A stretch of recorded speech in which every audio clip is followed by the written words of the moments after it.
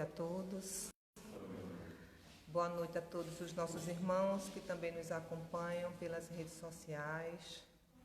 Que nesta noite possamos todos nós, aqui presentes, encarnados, e os nossos irmãos desencarnados, que também se fazem presentes, pela bondade e pela misericórdia do nosso Pai, que permite que sejam trazidos a esta casa de luz, de oração, para que tenham a oportunidade desse esclarecimento.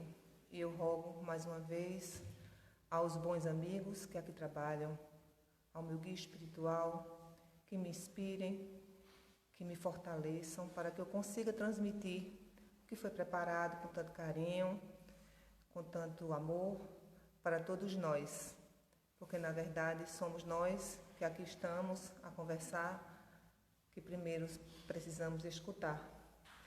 Começar a noite de hoje com a mensagem de Emmanuel, mais um fortalecimento que a espiritualidade nos permite, né?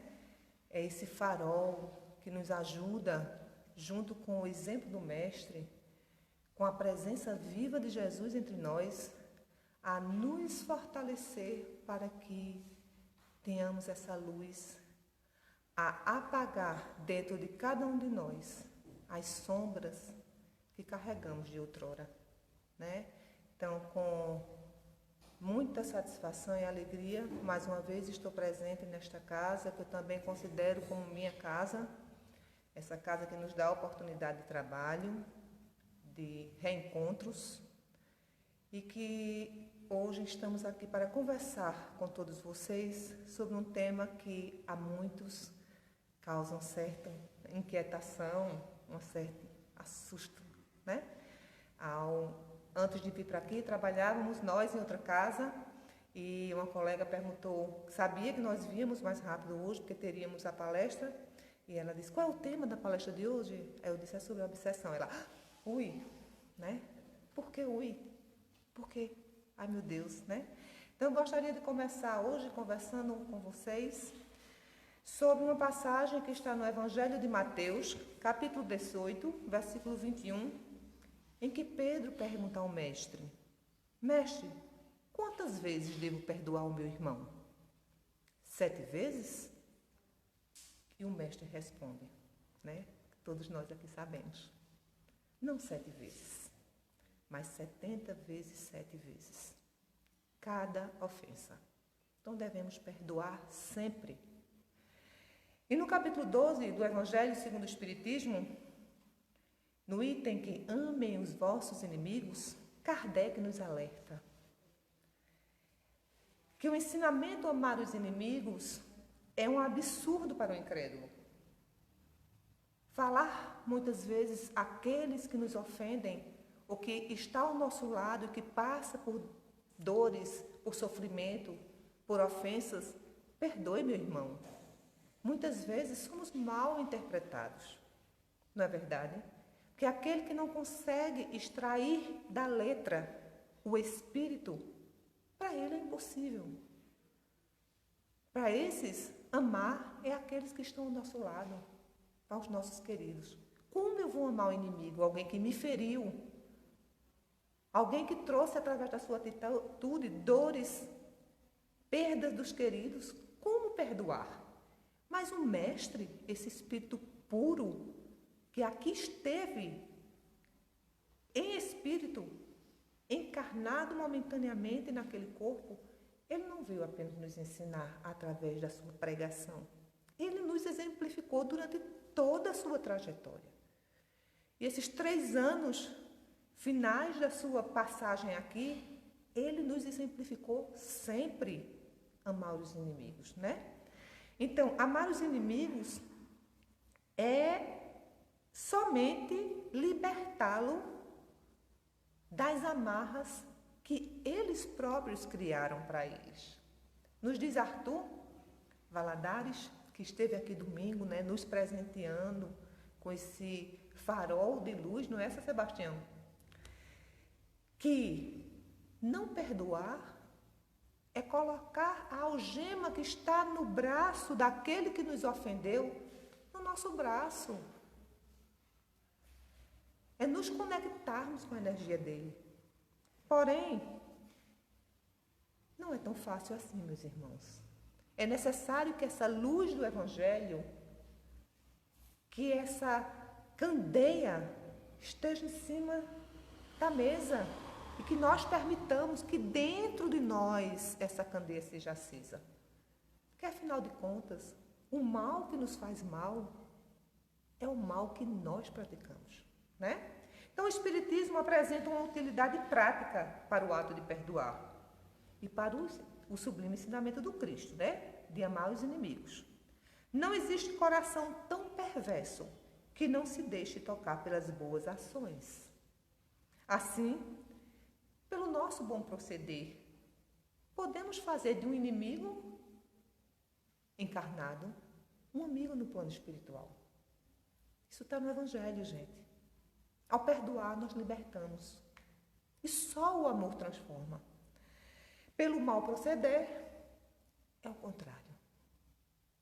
Muitas vezes, nós estamos simplesmente convidando, pelos nossos pensamentos, pelas nossas ações, pelo nosso mal proceder, aqueles que outrora foram nossos comparsas, foram nossas desavenças. Então, tudo está em nossas mãos. E por que, Andréa, você está falando do Evangelho, quando o tema que foi convidado, ele foi apresentado para você conversar sobre essa noite, é sobre a obsessão. Né? Por que isso? Primeiro que nós aqui sabemos da imortalidade da alma. Que nada, absolutamente nada, acaba quando a morte, quando esse corpo físico, ele chega ao seu final. Se não acaba, para onde vai o espírito que aqui habita? Volta para o plano espiritual. Ou fica agarrado às sensações, aos sentimentos, aqui. Então, nos libertar é libertar o outro, né? Então, meus amigos, medo dos mortos. Arthur nos falava, como também Adeilson, que os mortos somos todos nós, né? Enterrados neste corpo, que podemos, pelo nosso livre-arbítrio, ser produtivo para o bem, ou continuarmos mortos, vivos. Então, por que nós vamos ter medo dos nossos irmãos que desencarnaram? Por quê? Simplesmente, eles são as almas, os obsessores, os perseguidores. São as almas dos homens que aqui estiveram. São as almas dos nossos irmãos que aqui estão como nós. Então, a gente vai ter medo? Não, gente.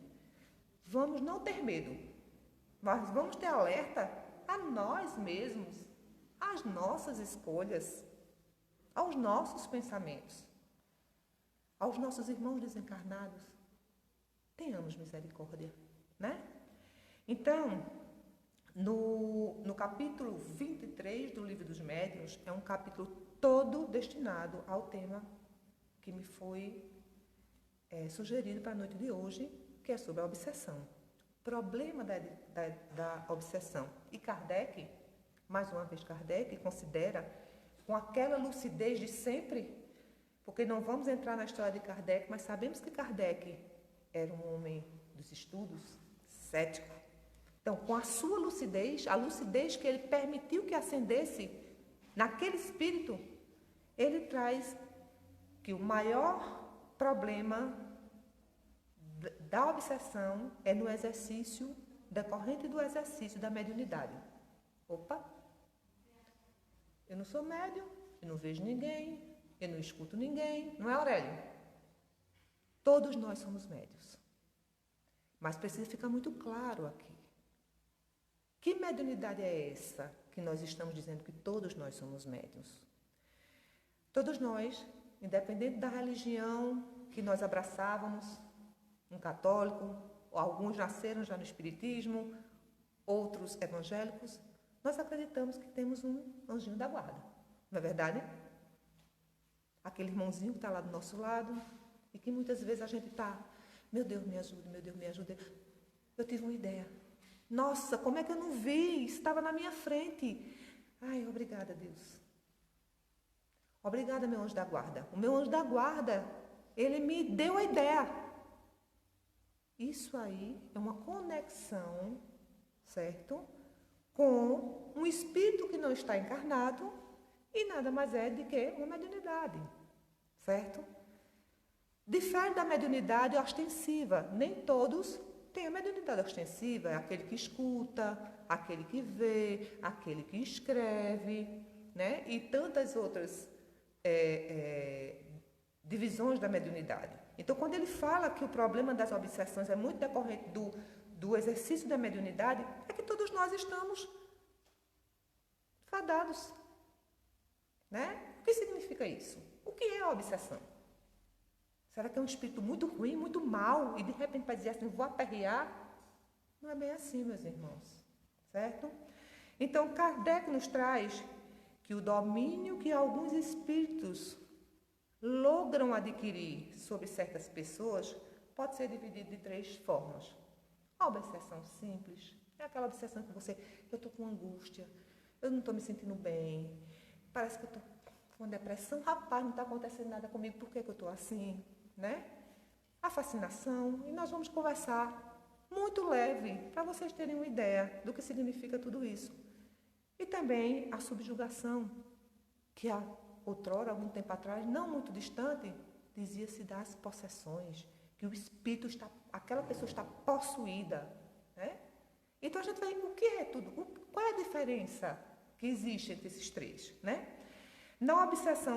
A obsessão consiste na atuação constante de um espírito sobre uma determinada pessoa, do qual a pessoa com que ele atua não consegue se desembaraçar.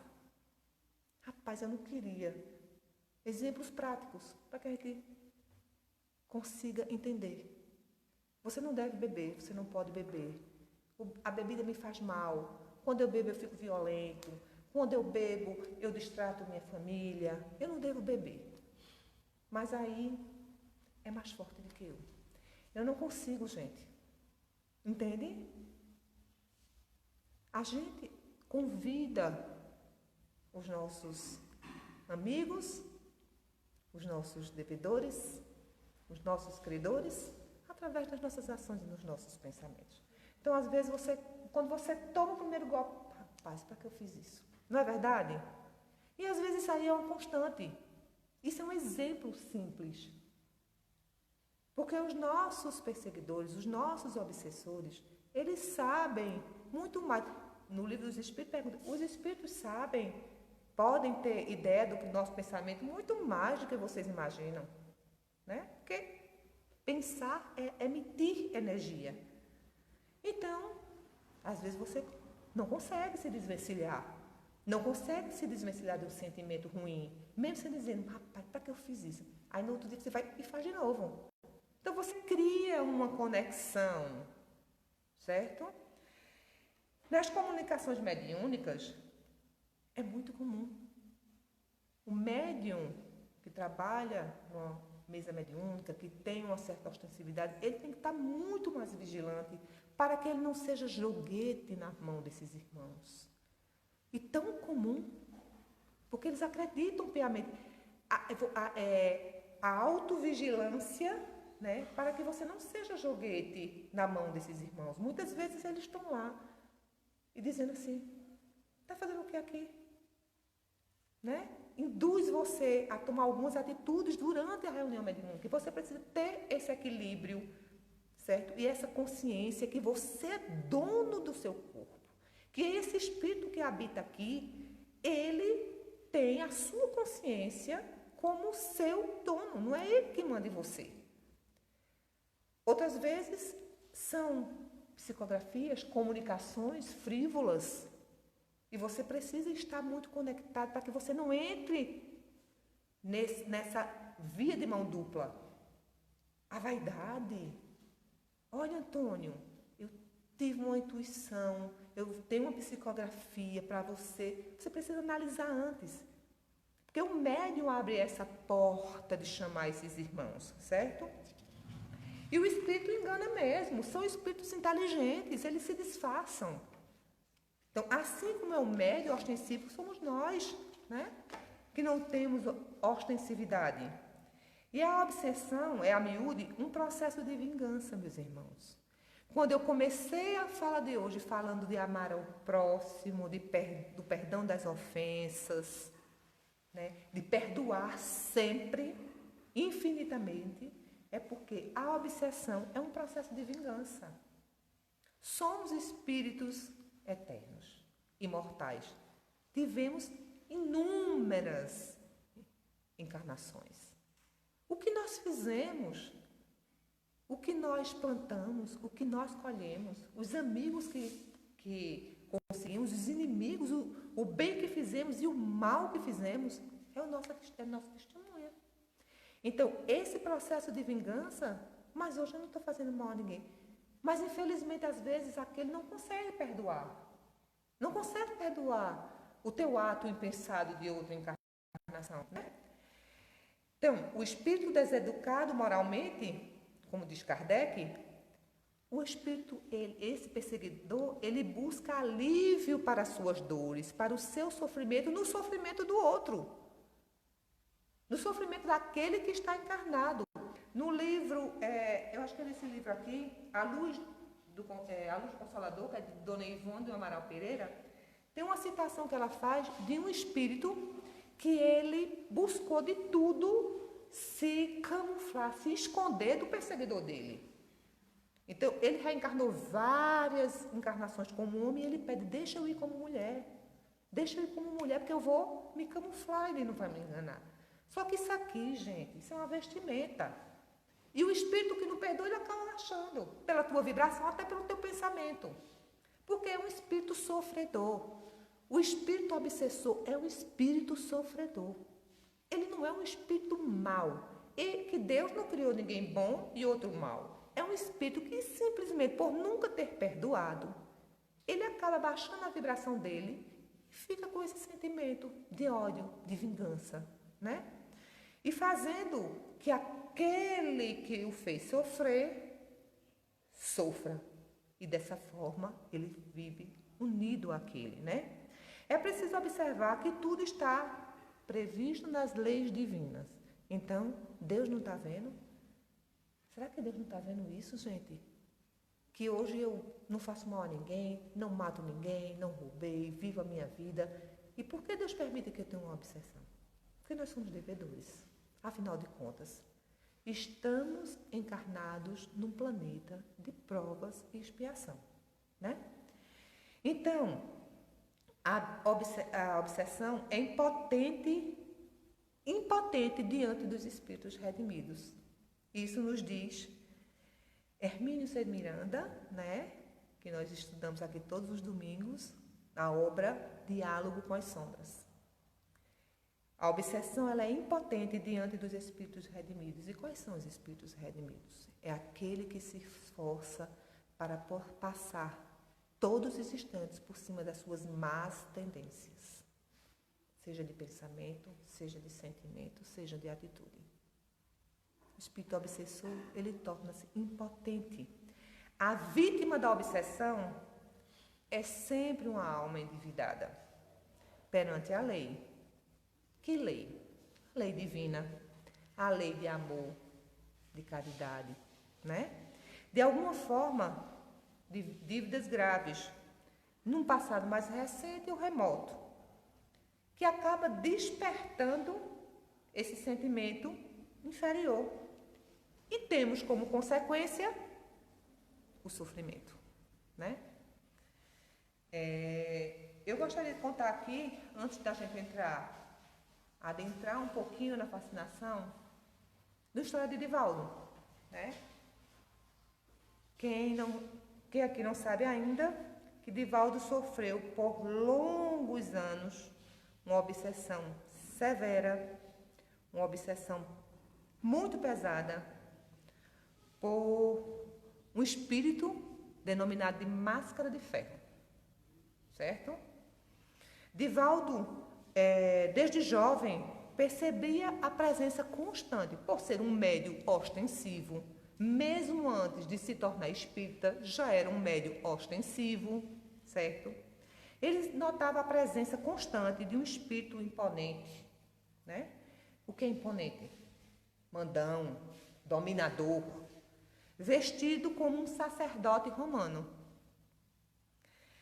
Seu olhar era severo e suas palavras eram ameaçadoras. Se você não seguir as minhas diretrizes, eu o destruirei. Passam-se os anos. Divaldo torna-se espírita, né? E num momento de muita angústia, já espírita, aos 19 anos, Divaldo ouviu dele: destrua o seu corpo e seja feliz. Há amor te esperando do outro lado. Veja só. Veja a astúcia desse espírito, tá? E Divaldo, hipnotizado, que o espírito, com as suas qualidades de inteligência, conseguia, com a baixa da vibração de Divaldo, se sentindo angustiado, agoniado, mesmo conhecendo a doutrina, algo que não o deixava bem, permitiu a ação desse espírito astuto, inteligente, hipnotizou Divaldo. Hipnotizar, gente, não é que a gente vai virar robô e vai sair lá, não, certo? Mentalmente, você acaba sendo dominado, tá? E Divaldo adentra as águas frias do oceano. Ele iria tentar o suicídio. Ele é despertado por Nilson, seu amigo, cofundador da Mansão do Caminho, junto com ele, médio já. Ele é despertado, ele é resgatado pelo amigo, Nilson Pereira. E então o espírito desapareceu, né? E nesse momento que ele é removido, né, das águas, o espírito aparece para Divaldo. Será que tinha ódio nessa relação? O espírito reaparece para ele e diz assim: você está destruído se não abandonar essa doutrina. Porque ele sabia que Divaldo tinha abraçado uma doutrina que abria os horizontes do verdadeiro sentido de viver. E que daquela forma ele não iria conseguir manipular mais Divaldo, certo? Tiveram outros episódios, né? Um forte que era Divaldo andando numa calçada e ele é empurrado contra uma vitrine, Divaldo se corta, nananã, e Divaldo sabia que tudo isso era a ação do perseguidor, né? Divaldo já é espírita, já trabalhador da causa espírita, né? E certa feita, Divaldo, permanecendo firme na sua fé, o espírito aparece para Divaldo e diz o seguinte a ele: você nos traiu.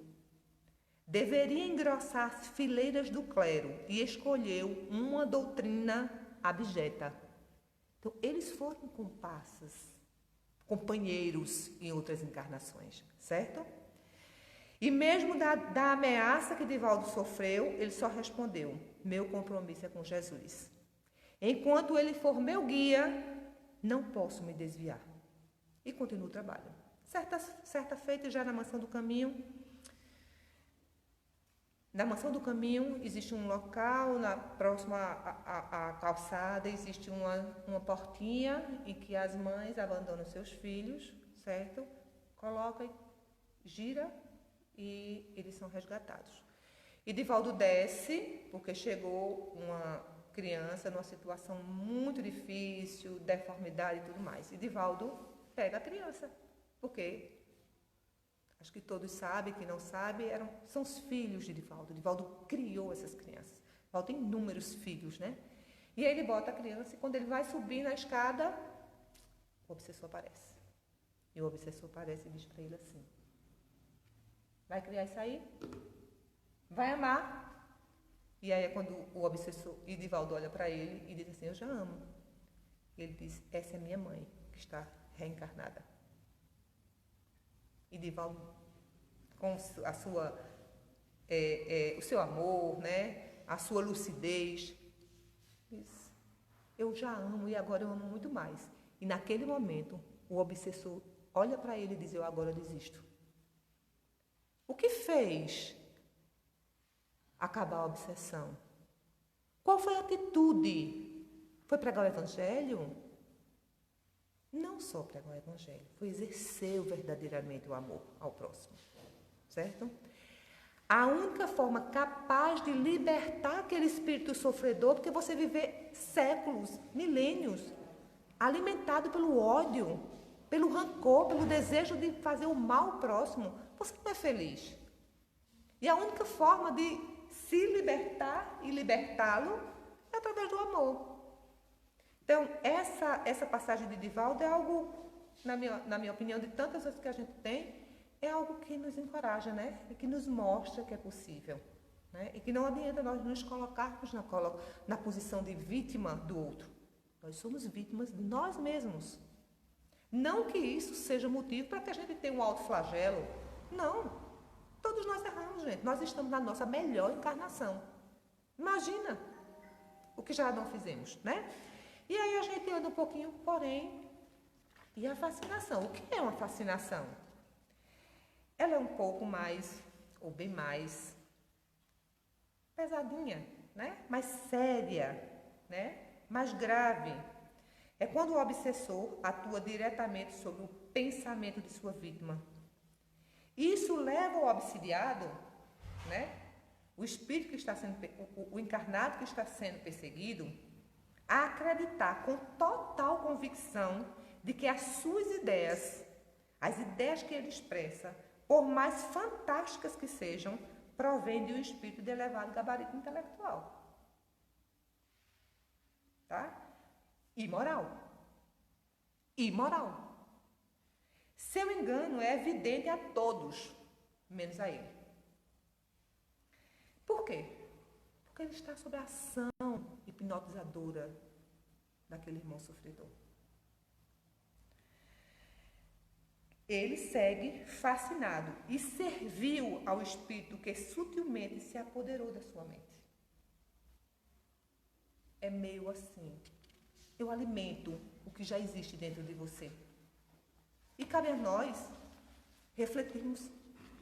E o que é que existe dentro de mim, né? O que o espírito fascinador mais teme, o que ele mais teme, são as pessoas que veem, que enxergam as coisas com clareza. Né? Quase sempre a sua tática consiste em separar aquele fascinado do seu ciclo de amizade, do seu ciclo de familiar, para que ele não tenha a oportunidade de ser alertado, para que ele continue sobre a ação daquele ódio, né? E ele evita, assim, qualquer contradição, tendo a certeza que ele está com a razão. O encarnado que passa por esse processo, o mundo está errado, eu estou certo. Certo? Na subjugação, que antigamente chamava-se de possessão, e que a gente vem aqui deixar muito claro, a gente vê isso nos relatos antigos, no tempo de Jesus, fulano estava possuído. Gente, a gente tem que separar uma coisa. A possessão seria o quê? O espírito, certo? Perseguidor, entrar no corpo daquele encarnado e tirar o espírito que estava encarnado. Não é assim, gente. Certo? Existe uma ligação fluídica tão forte, mas tão forte, que ele anula todo e qualquer raciocínio, toda e qualquer vontade daquele que passa pelo processo, né? A subjugação é uma opressão que paralisa a vontade daquele que sofre, a vontade de fazer agir contra o mal, agir contra a sua própria vontade. Ele não tem mais forças. Ele fica sob um verdadeiro jugo, ou seja, completamente dominado. Isso pode acontecer de duas formas. O lado moral e o lado físico. A gente às vezes vê nas obras, né?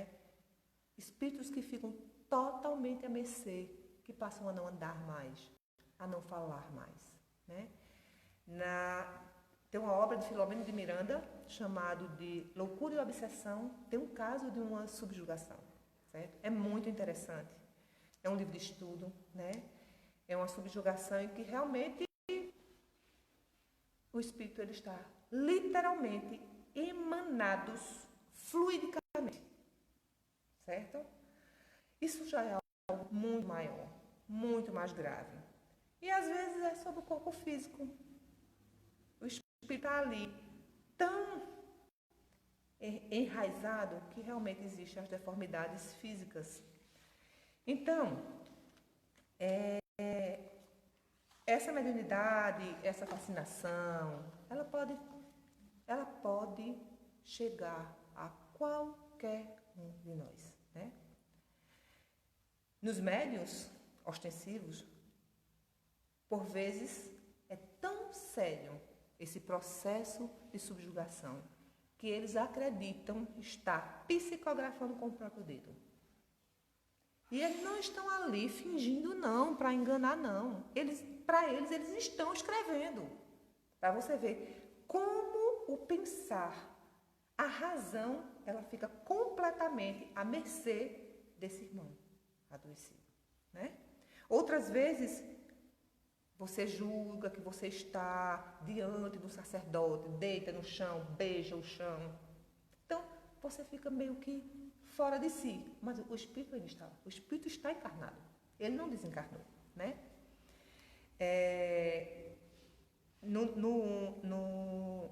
Nesse livro que eu acabei de citar, tem um texto muito interessante que eu gostaria de passar para vocês, que ele fala que antigamente dava-se o nome de possessão ao domínio exercido pelos maus espíritos quando a influência deles chegava a ponto de produzir a perturbação das faculdades íntimas.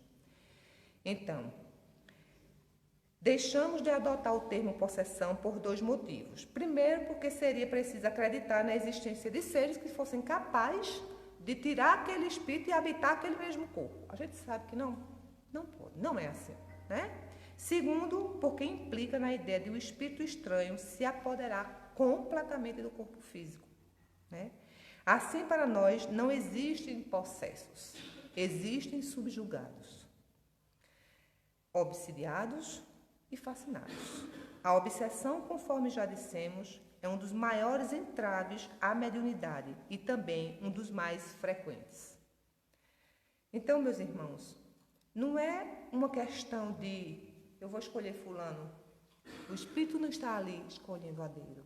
Existe uma ligação fluídica, né? Na revista do Reformador, Kardec vem nos orientar, vem nos alertar e nos ensinar que a obsessão grave, o obsidiado fica envolto, impregnado de fluidos perniciosos, certo? Nem sempre é apenas o tratamento que nós espíritas oferecemos nas casas espíritas, através das palestras, dos passes magnéticos, são capazes de acabar esse processo. Porque nós somos responsáveis pelas nossas escolhas. E é isso que Kardec vem nos colocar. Nos colocou há muitos anos atrás no Reformador, e ele diz, não basta apenas a ação magnética mecânica. Cumpre, sobretudo, atuar sobre aquele ser inteligente. E é um exemplo de Divaldo.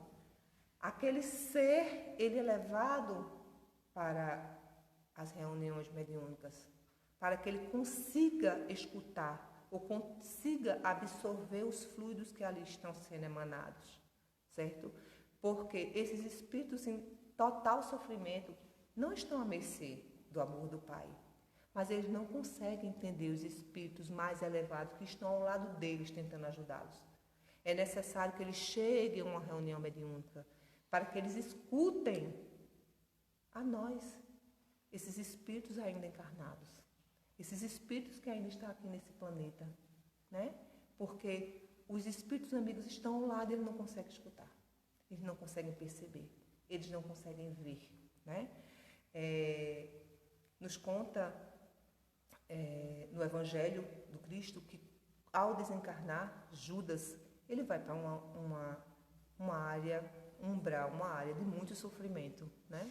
Porque, na verdade, despertar do erro que ele havia cometido e que impulsionou ele a tentar, a praticar o suicídio, não livrou ele do despertar. Judas é Maria. Maria, ao desencarnar, ela vai para uma região umbralina. E Judas reconhece Maria. E ele diz para ela, saia daqui. Você não sabe. Não, ele não reconhece Maria. Ele diz, eu não tenho jeito não. Você não sabe quem sou eu não. Você não sabe o mal que eu fiz. E ela, com todo o seu amor, tenta resgatá-lo. E aí ela se apresenta para ele e fez, eu sou a mãe de Jesus. Certo? Então, só o amor para despertar, só o perdão para resgatar, né? Mas tem uma coisa muito interessante quando a gente fala do resgate, da ajuda a esses irmãos sofredores, esses obsessores. Nos passes magnéticos, nas reuniões públicas, nas reuniões de estudo, muitos são trazidos sem nem saber que estão sendo levados. Vêm para as reuniões para que consiga escutar a nós encarnados o que nós estamos falando aqui. E que oportunidade, não é, meus irmãos? É uma oportunidade de dar o primeiro passo, certo?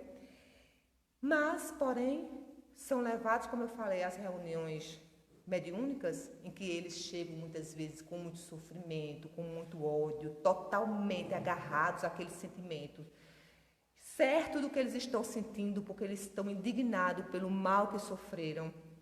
Mas não basta apenas o lindo linguajar. Não basta apenas pregar o Evangelho com as palavras. O médium tem uma grande responsabilidade do seu agir. Porque esses irmãos continuam a nos observar.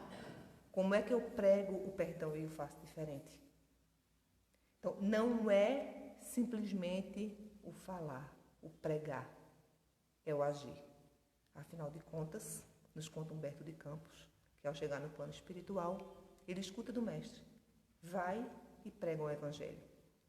Se necessário, use as palavras. É muito claro isso, meus irmãos. Não adianta falar e não fazer.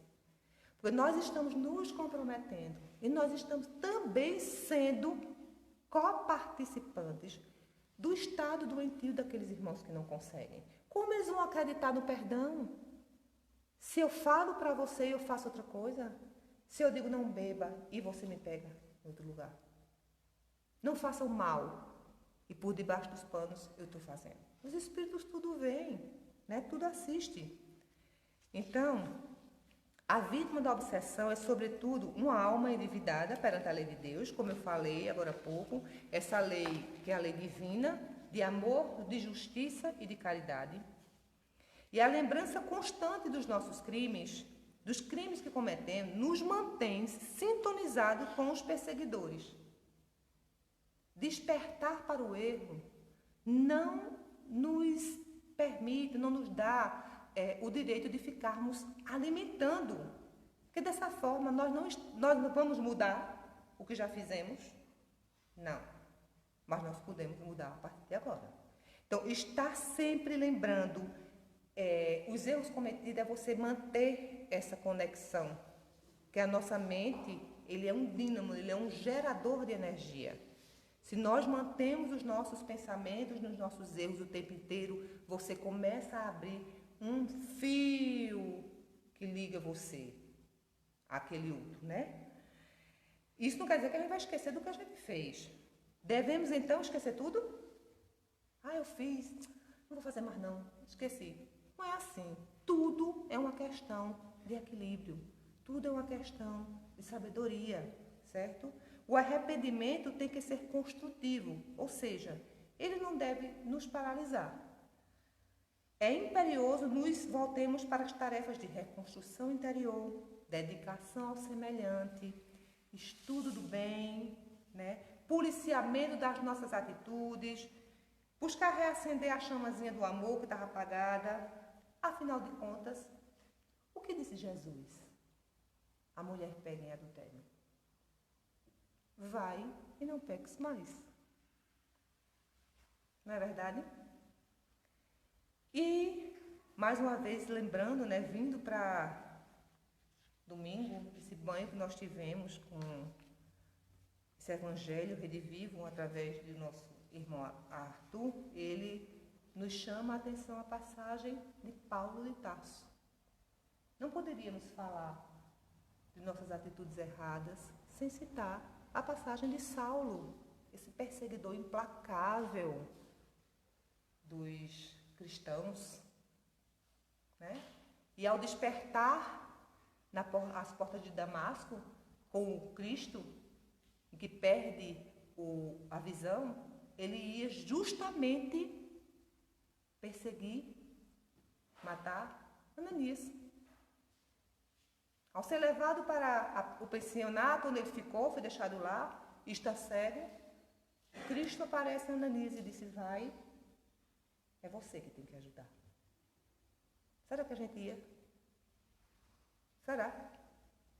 Saber que alguém queria fazer o mal, mas era o Cristo que estava falando. Era o Cristo que estava pedindo. Quantas vezes ele não fala com a gente e a gente fica na nossa zona de acomodação, né, Aurélio? Quantas vezes ele fala com a gente e a gente é teimoso e não vai. E eu cito isso aqui porque Ananias foi. Ele cura a cegueira física de Saulo. Porque ele acreditava naquela mudança. E a única coisa que ele fala, ele podia perguntar: você vinha me matar? Você ainda pensa nisso? Não, a única coisa que ele pergunta faz: Paulo, que na época ainda era Saulo, o que te detens? Então eu queria que cada um da gente refletisse: o que nos detém na prática do bem? O que nos detém de exercermos verdadeiramente o Evangelho redivivo? Que essa doutrina, que não nos faz melhor do que ninguém, pelo contrário, nos chama uma responsabilidade ainda maior, porque nós temos o despertamento do conhecimento. Que esse conhecimento, que esse despertamento, ele atinge o nosso sentimento.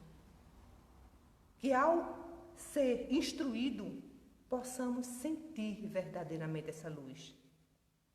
A clarear as nossas sombras, para que dessa forma nossas mãos estejam prontas para o trabalho do bem, né? E mais uma vez, eu gosto de contar as historinhas, viu, gente? Para ilustrar, né? E é a historinha de Chico. Um dia Chico estava no centro e uma senhorinha, ela estava esperando ele há um bom tempo. Queria falar com o Chico. E chegou a hora, ela, com aquela que a gente vê, né? Aquela calma de Chico.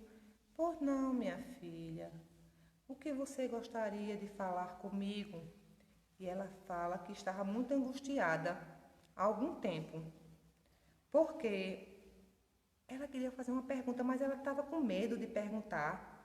Ela queria saber de Chico, estou procurando aqui só para eu não me perder, tá? Ela queria saber de Chico se macumba pegava. Aí perguntou: Chico, eu tenho uma dúvida e eu estou com um medo muito grande. Macumba pega? E aí Chico, né, com toda a sua sabedoria, sua calma, seu amor, fala para ela assim: filha, me diz uma coisa. Queria que você me explicasse. Se imagina que alguém joga uma pedra nessa parede. Se tiver um buraquinho no meio da parede, a pedra passa. Aí ela disse: se a pessoa tiver uma boa pontaria, a pedra passa. Certo? E se a parede não tiver nenhuma brecha, nenhum buraco. Ela disse, a pedra bate e cai. Aí, vamos agora escutar as sábias palavras de Chico, né? Aí ele faz, ora, então, não é a pedra que define o estrago, é a existência ou não da brecha, é a existência ou não do buraco. O mal só encontra morada onde existe abertura.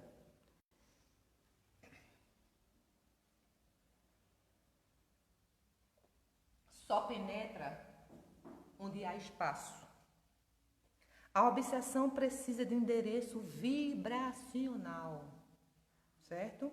Se o seu coração está em paz, se sua consciência está limpa, se sua conduta é reta, o mal pode até tentar, mas ele não consegue. Ele não tem como se firmar. Desculpa.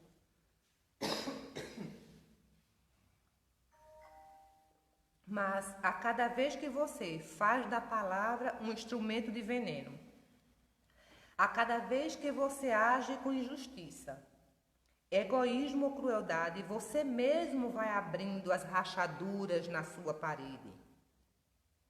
Quem fere, um dia será ferido. Quem espalha sombra, cedo ou tarde, a respira.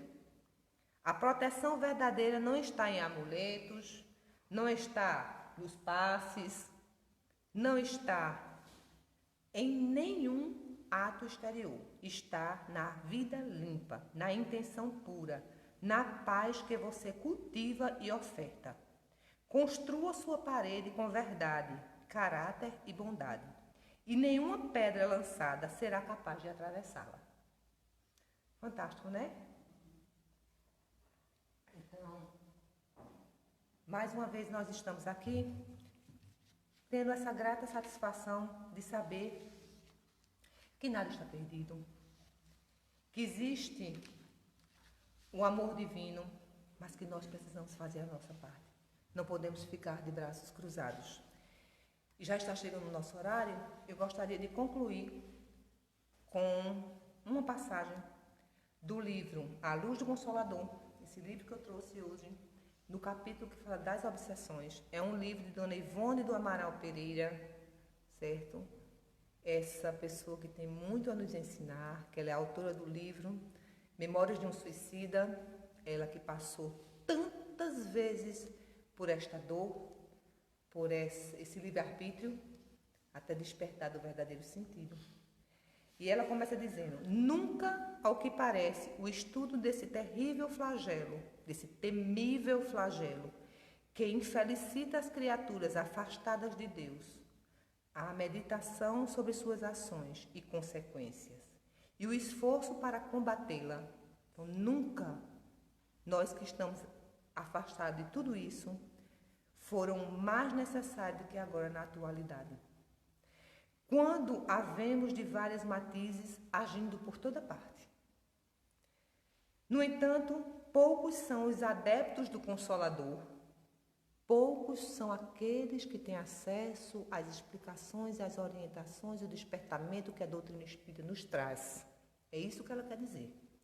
Que se preocupa seriamente com ela e verdadeiramente se dedicam ao sublime trabalho de compreendê-la a fim de, tanto quanto possível, afastar esse mal do infeliz que surge em nosso caminho, necessitando de que o ajudemos com os recursos da doutrina espírita e de nossos valores pessoais e psíquicos, sob a assistência misericordiosa de Deus.